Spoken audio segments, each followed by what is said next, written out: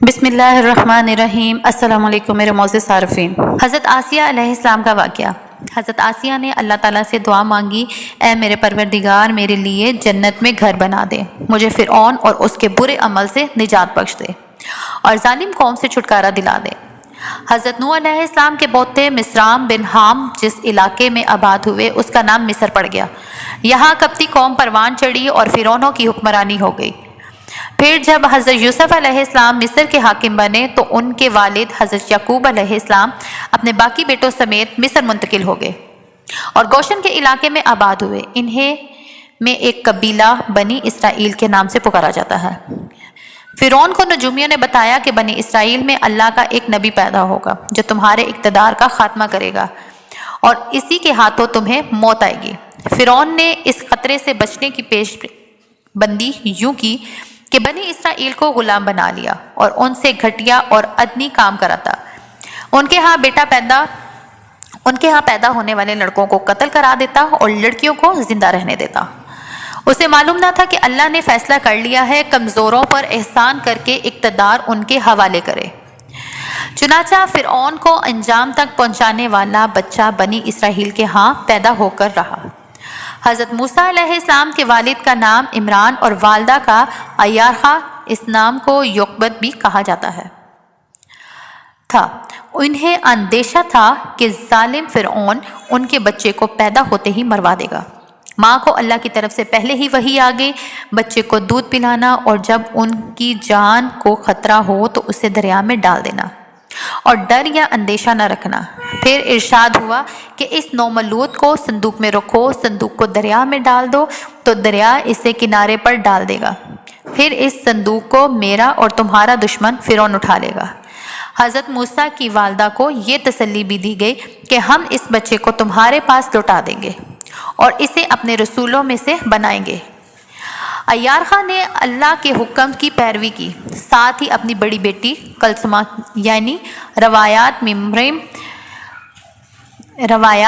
مریم یعنی موسیٰ کی بہن سے کہا، اس کے پیچھے پیچھے چلی جاؤ۔ چنانچہ وہ صندوق کو دور سے دیکھتی رہی۔ جب بچے والا صندوق دریائے نیل کے بہاؤ پر بہتا ہوا فرعون کے محل تک جا پہنچا تو فرعون کی بیٹی اور باندیاں اسے دیکھ کر بہت معتب ہوئیں۔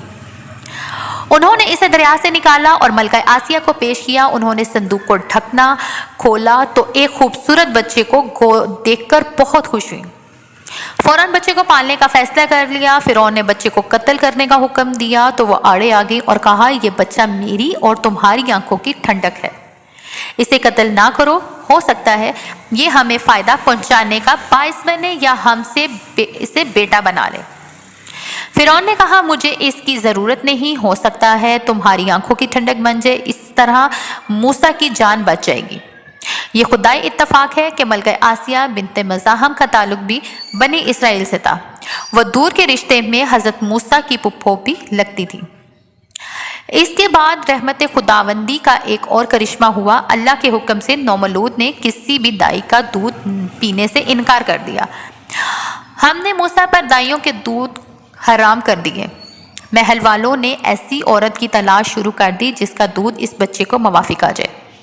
تب موسیٰ کی بہن سامنے آ گئی اور کہا، کیا میں تمہیں ایسے اہل خانہ کی خبر دوں جو تمہارے لیے اس بچے کو پالے؟ ایارخا آئی اور موسیٰ لپک کر ان سے چپک گئے۔ اس طرح اللہ کے حکم سے وہ اپنے ہی بچے موسیٰ کی دائی بن گئی۔ ان کے اور ان کے کنبے کے لیے شاہی وظیفے مقرر ہو گئے۔ حضرت موسیٰ فرعون کے محل میں پل کر جوان ہوئے۔ اللہ تعالیٰ نے انہیں اپنا نبی مقرر کیا۔ یہ اس وقت ہوا جب وہ مصر سے مدین چلے گئے۔ اس واقعے میں بھی بعض روایات کے مطابق حضرت موسیٰ کو حضرت آسیہ کی مدد حاصل تھی۔ تفصیل کے مطابق جب حضرت موسیٰ سے قبطی مارا گیا تو یہ سیدہ آسیہ ہی تھی جن کے بروقت اطلاع اور مدد سے حضرت موسیٰ مصر سے جان بچا کر نکلنے میں کامیاب ہو گئے تھے۔ آسیہ حضرت موسیٰ کی پرورش کے دوران ان کی نیک فطرت سے اچھی طرح واقف ہو چکی تھی۔ چنانچہ جب موسیٰ نے اپنے نبی ہونے کا اعلان کیا اور فرعون کے جادوگروں اور ان کے جھوٹے سانپوں کو اپنے عصا سے شکست دی تو وہ فوراً ایمان لے آئیں، لیکن کیونکہ اپنے شوہر کے مظالم کو بھی خوب جانتی تھی اس لیے اپنے ایمان کا اظہار نہ کیا۔ ایک دن وہ اپنی بیٹی کو کنگھی کر رہی تھی کہ ان کے منہ سے اللہ کا نام نکل گیا۔ انہوں نے کہا تھا، برباد ہو وہ اس اللہ کا انکار کرتا ہے جو میرا، فرعون کا اور سب کا رب ہے۔ بیٹی بھی پکی کافر تھی۔ اس نے اپنے باپ فرعون کو خبر دی۔ فرعون نے انہیں طرح طرح کی اذیتیں دینا شروع کر دی۔ حضرت آسیہ کو دھوپ میں لٹا دیا جاتا، ان پر سانپ چھوڑ دیے گئے۔ پھر جب وہ جواب دیتی، میں موسیٰ اور ہارون کے رب پر ایمان رکھتی ہوں۔ فرعون نے ان کے کئی عزیز ذبح کرا دیے، لیکن انہوں نے پھر بھی فرعون کو رب نہ مانا۔ آخرکار فرعون نے ان کے ہاتھ پاؤں میں کیل گاڑ دیے اور سینے پر بھاری چٹان گرا دی۔ حضرت آسیہ نے اللہ سے مدد مانگی، اے میرے پروردگار، میرے لیے اپنے ہاں جنت میں ایک گھر بنا دے اور مجھے فرعون اور اس کے برے عمل سے نجات بخش دے اور مجھے ظالم قوم سے چھٹکارا دلا دے۔ روایات میں آیا ہے کہ حضرت موسیٰ یہ دل دویز منظر دیکھ رہے تھے، انہوں نے بھی دعا مانگی، اے اللہ، رنج و درد آسیہ سے اٹھا لے۔ اللہ تعالیٰ نے فرشتے بھیجے جنہوں نے حضرت آسیہ پر اپنے پروں کا سایہ کیا، پھر انہیں جنت میں محل دکھایا۔ وہ مسکرائیں اور اللہ نے ان کی روح کو اپنی طرف اٹھا لیا۔ حضرت آسیہ کا شمار جنت کی سب سے زیادہ فضیلت رکھنے والی خواتین میں ہوگا۔ قرآن مجید کی سورہ تحریم میں اللہ تعالیٰ نے اپنے دو نبیوں حضرت نوح علیہ السلام اور حضرت لوط کی بیویوں کی مثال بیان کی، جو نیک بندوں کی بیویاں ہونے کے باوجود کافر رہیں، جہنم کا ایندھن بنیں گی۔ ان کے ساتھ دو پاک دامن بیویوں کا ذکر فرمایا جو اپنی امت کی مومنہ عورتوں کی سرخیل ہوں گی۔ ایک فرعون کی بیوی آسیہ، اور جو فرعون جیسے کافر اور اللہ کے نافرمان کی بیوی ہونے کے باوجود اللہ پر ایمان لائیں۔ دوسری حضرت عیسیٰ کی والدہ مریم بنت عمران۔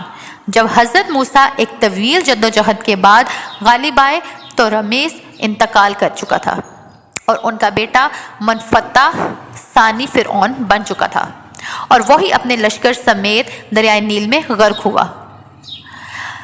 اس طرح کی مزید ویڈیو کو جاننے کے لیے آپ پلیز میرے چینل کو سبسکرائب کیجیے گا، ویڈیو کو لائک کریں اور اس کو شیئر کرنا مت بھولیں۔ جزاک اللہ۔